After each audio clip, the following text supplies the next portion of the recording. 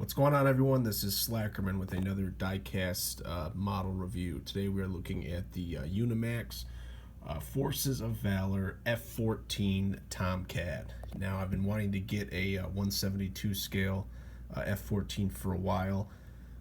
Hobby Master makes some good ones. Century Wings obviously makes some good ones in 172 scale, but most of those are super expensive. Forces of Valor has the same level of detail, or almost, I should say, the same level of detail as a Hobby Master or a Century Wings, but they're a lot cheaper.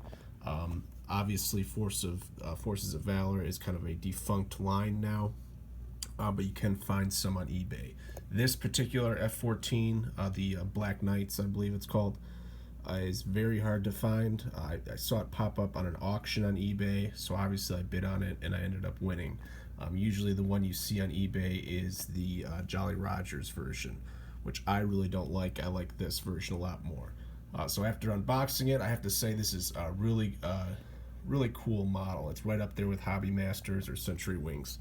The stand it comes with is kind of flimsy, so I do have it with the landing gear down, so it's kind of going to be kind of hard to show you all the detail, but I'll go through everything. So let's take a look. As far as the packaging, it's just a window box, which is nice. There's some other models that they offer, and then with Velcro you can open it up, and that's where it holds the model. As far as accessories, you do get a ton. You do get, I believe these are, I forget if these are called Maverick or Avenger long-range missiles, but the level of detail on them with all Forces of Valor is really well done. You can see all that individual writing, the different color scheme on the missiles. It's very cool. So you do get 4 of those. I do have 1 installed. Then you get, I believe these are called Sparrow missiles, air-to-air. Again, very nicely detailed with the red and the yellow and black color scheme. You also get the stand, which I really don't understand yet. I'm gonna have to watch maybe another person's review on it. It's real flimsy, and I don't understand how it's supposed to properly cradle the model. You also get the fuel tanks right here, which is installed on the jet right now. The targeting pod, or the infrared, the lantern pod, I should say. I don't know what these are yet. I haven't figured these out. And then we have the landing gear cover for when the landing gear is retracted. So as far as the F-14 itself, as you can see, Forces of Valor did a great job with the level of detail. The cockpit starting there, if my camera will focus, you can see it. They did such a great job. I love with the Tomcat, the green heads-up display in the window. I always think that's a really cool feature.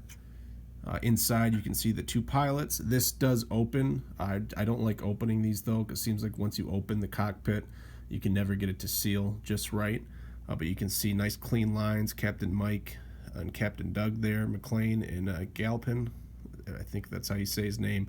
I really like the level of detail on the ejector handles, which you can see with the caution coloring, which is very cool. If I can grab it and move it around, you can kind of see, if I can get my camera in there, the controls, which are detailed and painted, so you can see like the different computer screens and all that inside, which is very cool. I'm taking a look at the side. Again, all the decals look really well done. All the panel lining, the different insignias looks great all over the figure. Right here is the Gatling gun off to the side, which they did sculpt a little, kind of silver tip where the barrels would be. Taking a look at the back, the tail wings there.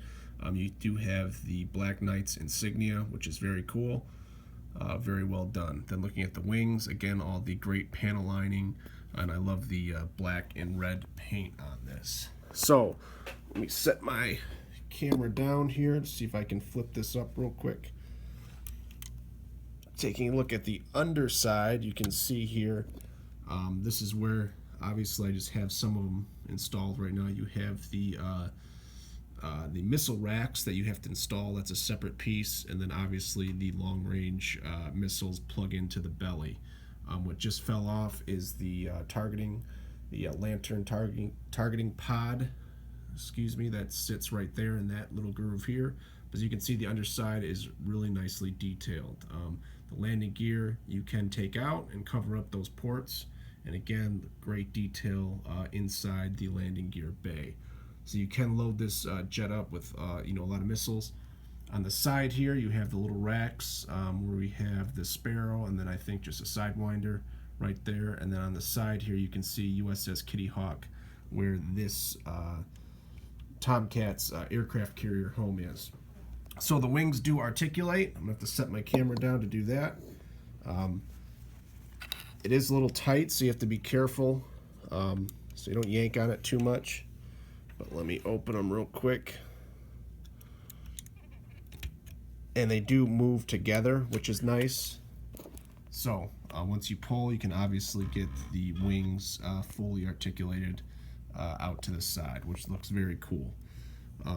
So again, the only negative I don't like is this stand. It's real flimsy, and I would prefer to have this this model posed in a flight pose, obviously. I think, something like that, having it flying with the wings extended looks very cool. It'll look great on a shelf, but I might have to buy my own stand for it. As far as how big it is kind of a bigger model. It's about 10 inches, almost 11 inches. But again, the level of detail, this is comparable to a Hobby Master or Forces of Valor, not Forces of Valor, a Hobby Master or a Century Wings. There's a lot of comparison videos on YouTube you can check out, where I think there's one video where the guy compares the Forces of Valor to a Century Wings and a Witty Wings, and the Forces of Valor and the Century Wings are nearly identical, and this is a lot cheaper. I think Century Wings runs for about $130 to $150, sometimes $200. I know the F-14 Century Wings are really expensive, so they might even be up into the $200 range. But I'm glad I got this. I paid, I believe, $100 plus shipping, so it wasn't too bad. Usually when these came out, they were priced, I think, at like $50 to $70, so I didn't pay that much more over the original retail price. But again, the level of detail, I really love the cockpit. F-14s are probably my favorite jet aircraft. It's always a toss-up between the F-35 and the F-14, but I think I do like the F-14 a lot more. I do have one more F-14 model. It actually is a Century Wings model, but it's their 1 in 144 scale, which is a smaller scale. So this will be probably my only 172 scale jet that I'll get. I just wanted a Tomcat in a bigger scale to put on my shelf.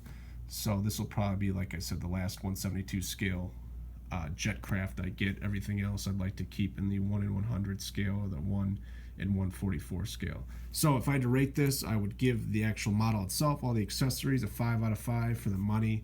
Like I said, that you're basically getting a Century Wings model, the level of detail, the paint, everything.